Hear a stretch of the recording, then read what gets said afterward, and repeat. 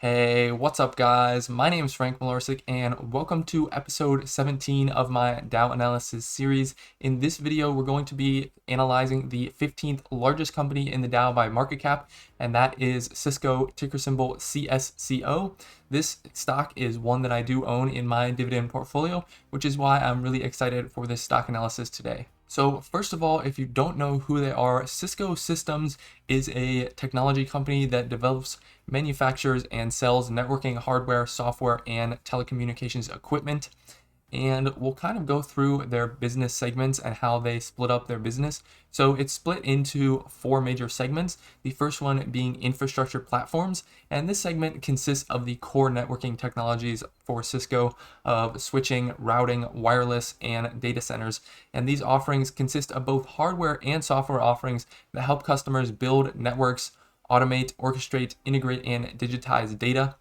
And within this segment, they're really making progress towards shifting this segment towards more of a software and subscriptions revenue. In general, they're trying to shift their whole business, not necessarily away from hardware, but just more intentionally towards software and subscriptions. And infrastructure platforms is really one of the segments that can have a big impact on that switch. So the next segment is the application segment, which is really more software focused. It consists of software related offerings that utilize the core networking and data center platforms to provide their basic functions. So these, like I said, are mostly software as a service offerings, and Cisco WebEx, which is kind of similar to maybe Zoom or Microsoft Teams. That's one of the main products within this segment. And then the next segment is security, which primarily includes network security, cloud and email security, identity and access management, advanced threat protection, and unified threat management products. So the thing that's really unique about this is it provides interoperability, which allows Cisco's security portfolio to integrate with existing security infrastructure in a really simplistic manner, and just allows customers to integrate these security features without too much hassle, which is super awesome. And then the final segment is the service segment, which just offers a broad range of service and support options for customers, and it's essentially aimed at just helping customers use their products in the most effective way possible, and helping them out if they do have any issues. So like I said, they're kind of trying to make a shift towards more of a software business model. That's mostly taken place over the past 5 years or so. So right now in fiscal year 2021, about $15 billion of their revenue came from software, which accounts for about 30% of the $50 billion of total revenue. So in 2020, 30% of revenue from software was their goal. I think they fell a little bit shy of that in 2020 with around 29%. And then in 2021, they reached that 30% benchmark. And I think they are trying to increase that number even further. And right here, this is kind of a graphic of just the revenue by segment. So we can see infrastructure platforms makes up the majority of revenue at about 54%. And then the next biggest segment is services, which makes up 28% of revenue. And then applications makes up 11%, and security makes up 7% of revenue. And it's also good to take a look geographically. So from this graphic here, we can see that most of their business, about 59%, does come from the Americas, but 26% of the business comes from EMEA, which is Europe, the Middle East, and Africa. And then the remaining 15% comes from APJC, which is Asia Pacific, Japan, and China. So they're definitely diversified around the world, but still majority of revenue from the Americas. So now that we know a little bit about their business, we can look at their most recent earnings report. Cisco does operate in a fiscal year which goes from August 1st to July 31st. So we are almost at the end of fiscal year 2022 right now as of the recording of this video. So the most recent earnings we have to look at are from Q3 fiscal year 2022, which goes from the beginning of February to the end of April.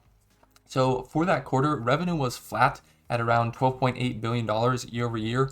And there were some, contributing factors to this. One of them was kind of the Russia-Ukraine conflict, which Cisco actually stopped operations in Russia and Belarus, which lost approximately $200 million of revenue in Q3 for them.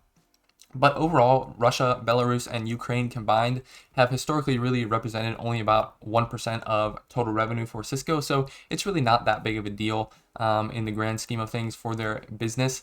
And overall, across the geographic segments, revenues in the Americas were up 5% year over year, which is pretty good. But throughout the rest of the world, revenues were down 6% year over year, which, like I said, was partially due to Russia, Ukraine, Belarus, and then also COVID lockdowns in China continued to hurt their business there in Asia. And in terms of expenses, operating expenses were actually down 5% year over year to $3.9 billion, which is definitely something you don't see very often. And I definitely love to see when expenses are going down for a company. That's definitely a good sign, in my opinion. Looking at net income, it was up about 3% year over year, which was $3.6 billion, and earnings per share was 87 cents per share, which was up 5% year over year. Since the net income and earnings per share were at a different percentage growth, that means that they did repurchase some shares, which they did. They repurchased about 5 million shares in the third quarter, which were worth about $252 million. And they also paid dividends of about $1.6 billion to shareholders in the third quarter, which is super awesome to see that they are rewarding shareholders. In general, I would say, Q3, this earnings report, it wasn't all that great actually. From the market's perspective, after this earnings report, I think the stock dropped maybe 10 or 15%. It was actually pretty drastic. But in my opinion, I think it was a pretty decent earnings report, and it shows that their business is still doing well and growing, despite some of these world events that are kind of outside of their control. Next up, looking at the balance sheet, first off, current assets. Cisco's current assets, as you can see, are down about $3 billion from the end of July last year to $36 billion. The main reasons for this were a $2 billion decrease in cash and about $2 billion decrease in investments. Both of those happened, and there were also some small increases elsewhere, but nothing too crazy. But generally, this is a reoccurring trend that I see across a lot of companies. Basically, what happened is at the start of the pandemic, they didn't really know what was going to happen, so they increased the cash on their balance sheet drastically. And then now, as the pandemic is kind of going away a bit, and they're able to ramp back up to pre-pandemic levels, they're kind of reducing the cash on their balance sheet again, so that they can use that elsewhere. In terms of current liabilities, these are right now around $24 billion, which is down about $2 billion from last year. And this actually gives them a current ratio of around 1.5, which means that they have plenty of liquid assets right now to pay off any short-term liabilities they have, which is super awesome to see. In terms of total assets, these were actually down about $4.5 billion to $93 billion, but the total liabilities were down as well, about $3 billion to $52 billion. I generally like to see when total assets are increasing over time. That's generally a good thing. But looking at just this 9 months time frame doesn't really tell us all that much, so it's really not that big of a deal at this point. When we look at their debt, they have about $1 billion of short-term debt, and they have about $8.5 billion of long-term debt, which gives them a total debt of $9.5 billion. When we compare this to the equity, equity for Cisco is $40 billion, which actually gives them a debt to equity ratio of 0.23. Basically, we just divide the debt of $9.5 billion by the equity of $40 billion. And 0.23 is a super awesome debt to equity ratio. It means that, relatively speaking, they really have very little debt. And looking at net debt, it's only $2.5 billion because they have $9.5 billion of debt and $7 billion of cash. So theoretically, they could put all that $7 billion of debt all that $7 billion of cash straight towards the debt, and their net debt in essence is only $2.5 billion of debt, which is really not that much at all for a company of their size. So overall, I think the balance sheet is pretty strong, and I really like the fact that they have very little debt. The one thing, like I said before, that isn't super awesome is the decline in total assets and just decline in the size of the balance sheet. So we can kind of look at a longer trend to see what this looks like. And from this chart, we can see that, the trend hasn't been much different over the past few years. Generally, the assets and size of the balance sheet has just been decreasing, since around 2018, when it peaked around $131 billion. So that's definitely not a good thing to see, but they are kind of making this shift in their business towards software. And so we can expect some, differences in their business and in their balance sheet. That's definitely expected. So I don't think it's really the end of the world. And one of the positives that I do see from this situation is that, given the fact that they've reduced their balance sheet and have less assets now, they've still managed over that time period to grow revenues and earnings, which is really a good thing to see despite the reduction in balance sheet. And when it comes to the dividend, Cisco has a pretty strong yield of around 3.5%. I say strong because I think that's, on the higher end of yields. A lot of people would say that's, average or just acceptable. But for me, most of my companies, I like a little bit of a lower and more conservative yield with higher dividend growth over time. So the yield is around 3.5%.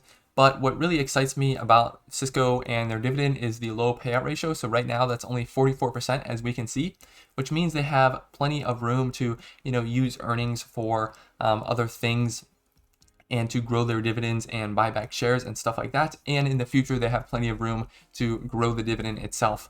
And looking at the dividend growth, they have been growing the dividend for 13 years. This Seeking Alpha page is wrong. I checked multiple sources and it's definitely 13 years. But over the past 5 years, that dividend growth has been on average about 6.5% per year, which is, not the best at all. But when you kind of look at that year by year, the past maybe 2 to 3 years have been, lower than 6.5% because probably of the uncertainty around the pandemic. So I'm definitely looking, as we come out of that pandemic, I'm looking forward to next February when they will likely announce their next dividend increase. And for me, I would really like to see something in the 8 to 10% range in terms of increase, because I think that will, first of all, give investors confidence in their ability to continue raising the dividend. And I just think that would be a super awesome dividend raise amount, just because the last few years have been a little bit lacking.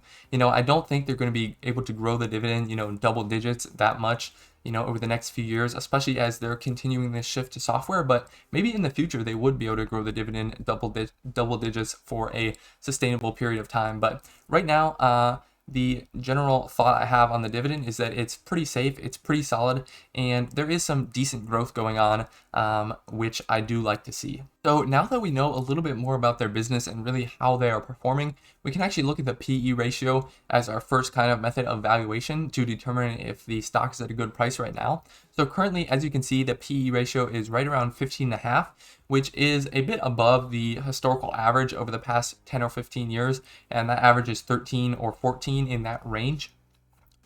So from that perspective, it looks like they might be a little bit overvalued. But when we compare them to the overall tech sector, there's definitely a different story. So the tech sector has an average PE ratio of 22.2, and the hardware industry, which Cisco is a part of, has an average PE ratio of 18.1. So when looking at it that way, Cisco looks a little bit undervalued compared to their peers.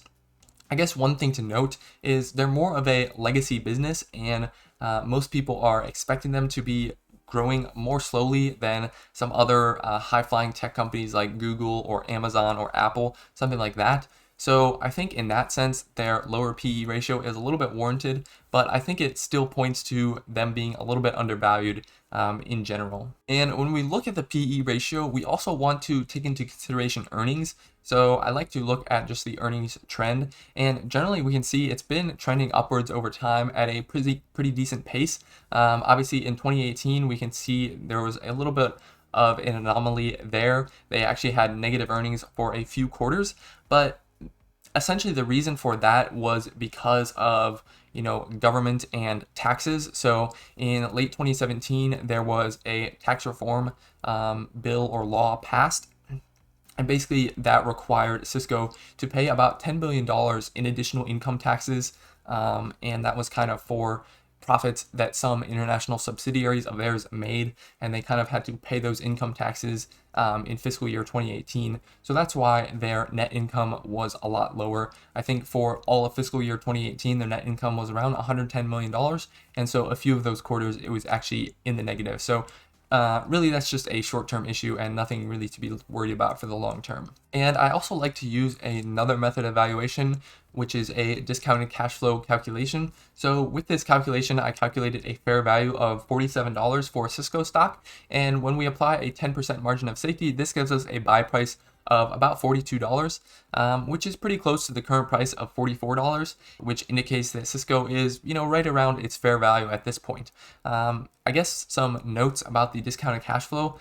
I would say that it is very conservative because of some of the things we discussed before, like the large bill, tax bill in 2018. So this, like I said, left them with very low net income in 2018 and kind of skewed the data a little bit, which made for future estimates of free cash flow to be lower than they probably should be. So I guess in my opinion, I think I would say that the fair value of Cisco is probably higher than 47, probably in the $50 to $55 range, which definitely points to the fact that Cisco would be undervalued right now. And also, I usually like to look at a chart of these stocks just to see if we can get any additional information. From this chart, we can kind of see there's a little bit of decent support recently around the $40 or $41 level, which the stock bounced off of in May and July after those earnings in May.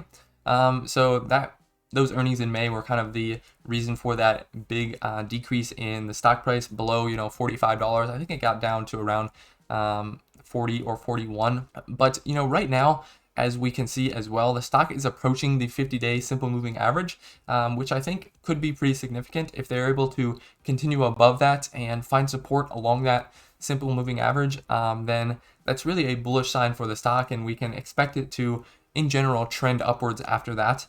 There's definitely a risk that the overall market kind of starts to trend downwards again, in which case, whatever is happening individually with Cisco stock probably won't matter all that much, and they'll probably be dragged down with the market as well. But in general, I think the chart looks pretty positive and bullish for Cisco at this point. Like many legacy tech companies, Cisco is really trying to make a pivot towards a more software-focused business. The thing I like about this is they're not necessarily trying to reduce revenues from hardware products. They're just trying to increase revenues elsewhere from software products, which I think is a super good way to go about it. And they're definitely making progress in that journey, like I said before, reaching about 30% of revenues from software in 2021. But, it's going to be a learning experience. There's going to be growing pains, and there's also a lot of competition when it comes to software. There is an insane amount of competition, so it's not going to be easy for them. But I think right now they're doing a pretty good job of it, and one of the things that I think is going to help them do a good job of it is their low debt, which is really one of the things that I do like about the company a lot.